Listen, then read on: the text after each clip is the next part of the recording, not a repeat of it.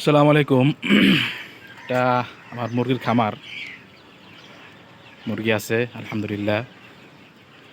মুরগির শেডের বাহিরে নেটের এখানে এখানে একটা বাসা দেখতেছি। মনে হইল যে চড়ুই পাখির বাসা মনে হয়। গতকালকে দেখছি, কিন্তু আজকে আবার দেখলাম যে না, চড়ুই পাখি না, আসলে এখানে বুলবুলি পাখি বসেছিল।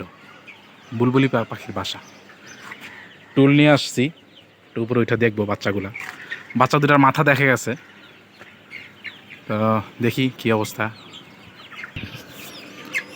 এই যে উপরে উঠলাম, বাচ্চা দেখা যাচ্ছে, 3টা বাচ্চা আল্লাহর মেহরবানিতে। খাবার জন্য খুব ইয়া করতেছে, খাবে। এগুলো আসলে এখানে রাখা যাবে না, মাইরাও ফেলাইতে পারতেছি না।